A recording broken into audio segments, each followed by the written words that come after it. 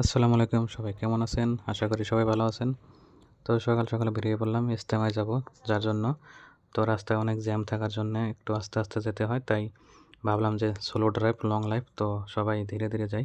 তো ফাইনালি এসেই গেলাম দেখেন, এখান থেকে মূলত শুরু। আর এই অটোগুলো যে এত স্পিড যায়, বাপরে বাপ, তীরের বেগে একদম। তো এদেরকে ধরা খুব মুশকিল, তো যেতে দিলাম, যাও ওরা আগে যাক। তো আস্তে আস্তে এসে গেলাম দেখেন, এই তো ডান দিকটাতে অনেক বাস দেখতেই পারতেছেন, অনেক সুন্দর পার্কিং। তো দেখতে পারতেছেন অনেক অনেক বাইক পার্কিংয়ের জায়গা আছে এখানে। তো বাইকটা নিয়ে চলে আসলাম, বাইকটা এখানে ভাবছি রেখে দেবো, তো রেখে দিলাম। ভাবলাম একটু চারিদিক দিয়ে ভিডিও করে নিই। এটাই সেই ইজতেমা, লোয়ার আসামের সব থেকে বড় ইজতেমা, সবাই চলে আসবেন।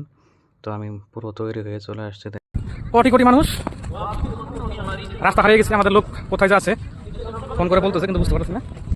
এত সুন্দর এরিয়া আর এত সুন্দর উপস্থাপনা করেছে, মাশাল্লাহ, এটাই ইসলামের সৌন্দর্য, দেখতে পাচ্ছেন।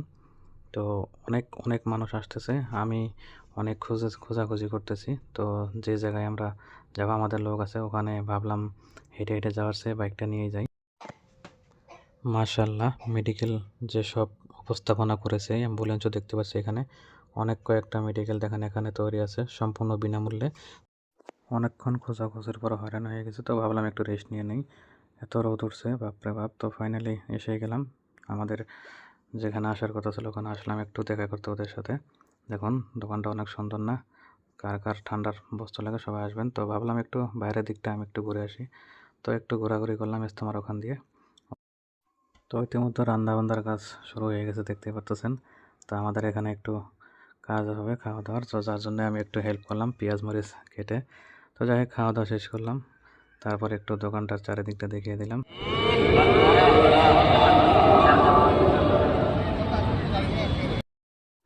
তো মাশাল্লাহ একটু বেরিয়ে পড়লাম বাইরের দিকটা দেখতে। দেখেন লাখ লাখ মানুষ এখানে, অনেক দূর দূরান্ত থেকে আসছে, সবাই কত সুন্দরভাবে মিলে মহব্বতে সেই ইজতেমা দেখার জন্য।